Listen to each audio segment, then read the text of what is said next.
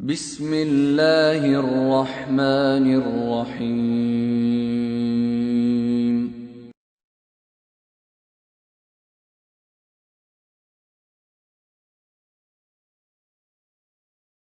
At one time or another, in both camps, they grew up in Christian, or at least nominally Christian households, but as adults they decided to convert to Islam. So, what prompted the switch? Susan Carland is a lecturer at Monash University in Melbourne, David Stanley is an electrician from Sydney, and Stacey Mohammed is a 25-year-old mum from Brisbane. Good morning to you all, and thanks for joining us. Good morning. Susan, if I can start with you, what prompted your decision to convert to Islam? I think I was a teenager when I became Muslim, and I think it was when I was a teenager I started just to have big questions about life, the universe and everything, and I started to explore lots of different answers to those questions, and much to my surprise, Islam seemed to be the one that continually came back to me with the answers that made the most sense to me. So eventually, yeah, when I was 19, I decided to convert. You say you were nominally Christian beforehand. Was your faith always a strong part of your life? Yeah, absolutely. I knew that I always believed in God, and I was raised in a household where we did go to church and those sort of things. And so it was always a very big part of my life and always a very positive part of my life. But I think when I was in my teens, I just started to wonder if I believed what I did because I thought it was true, or if it's just what I'd been raised to believe. And that's what sort of prompted the outward exploration, I guess. Okay, this is really interesting. David, describe your life before you converted to Islam. Typical young Aussie guy. Used to go out and, drink, smoke, have fun, just do crazy things. Also, I used to be quite a racist. Yeah, right. Yeah, and I didn't like Muslims at all. What did you know about Muslims before you became what I thought I knew about Muslims? Okay, so firstly, what I thought of Islam is I actually thought Islam was a place, and Muslims came from this place, and they hated everyone, and whoever wasn't a Muslim, I thought they wanted to convert them, and that was it. They're all from Islamabad. Yeah, pretty much. Yeah. What was the thing that made you go, this thing that I don't know anything about, Well, I now want to join up to? I very quickly, within the first minute of a conversation, I very quickly realised that my perception of Muslims and Islam was completely wrong, and straight away I started questioning myself and who I was and who I thought I was, and they were two completely different people. And so looking at you now, I mean, most people have a vision in their heads of what a Muslim man in Australia looks like, and it doesn't look like you. How has your life changed since you converted? More on a personal level, physically, like looking after myself a bit better, not drinking, not smoking, which I really wanted to fix up quite some time prior to that, but I just needed that initial kick.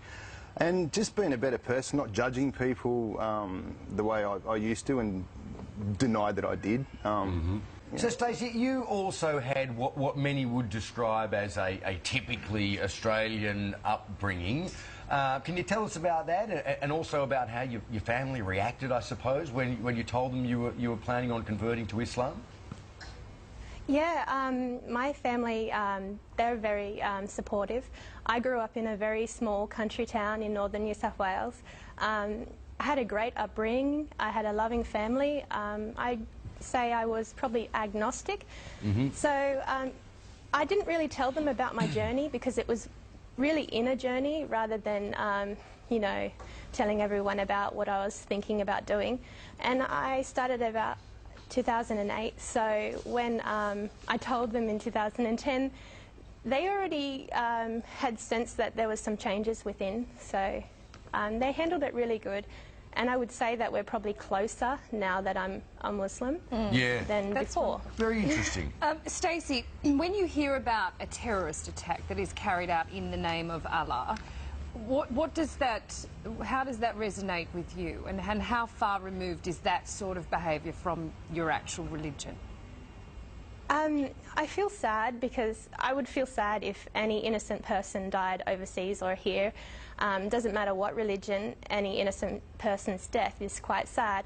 But I also feel sad because my religion is misrepresented, and I know in myself what Islam is, but you can't really show that on a 30-second news clip every night. So it's quite complex. And I feel like quite sad because I'm going to be representing Islam and people are going to look at me like I'm linked to terrorism. So that's not how I want my life to be and how I want my son's life to be when he grows up. So it's quite sad.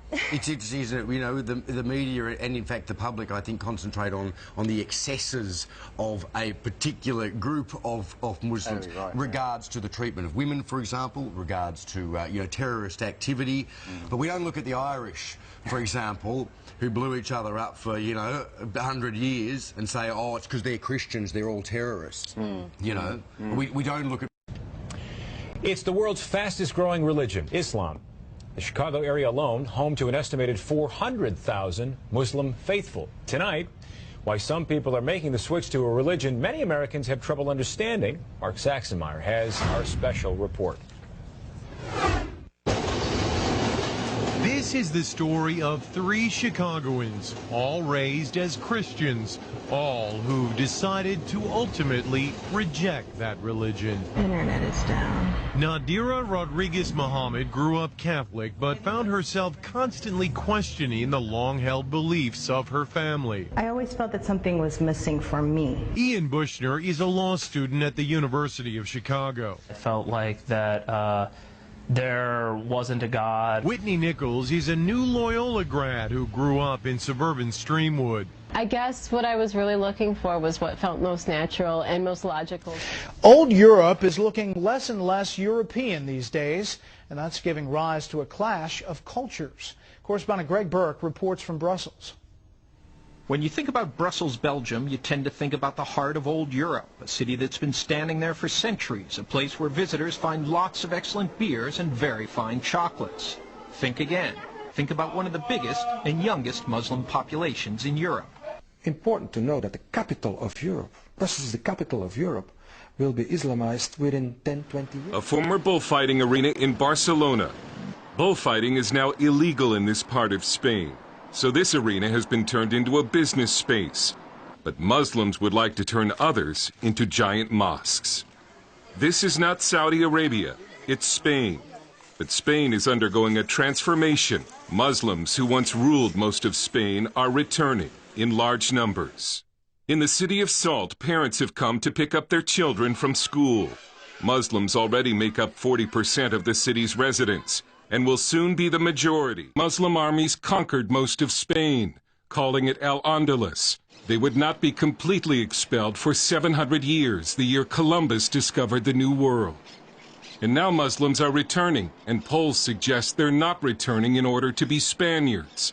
A Pew survey found that 7 out of 10 Muslims in Spain think of themselves as Muslim rather than Spanish. Sometimes the numbers tell the story. Case in point, the world's Muslim population is growing by leaps and bounds. Right now on Connect the World, we want to examine, though, the impact of a growing Muslim presence across the globe. We'll start with Richard Green, who crunches the numbers and tells us why it's happening. 20 years ago, there were just over 1 billion Muslims in the world. 20 years from now, there will be just over 2 billion. According to the Pew Forum on Religion and Public Life, the number of Muslims in the United States will more than double by 2030 to over 6 million. But even so, Muslim women around the world are simply having more children than non-Muslim women. And that's why the most popular name for baby boys born in England in 2009 was Mohammed. Richard Green, CNN, London.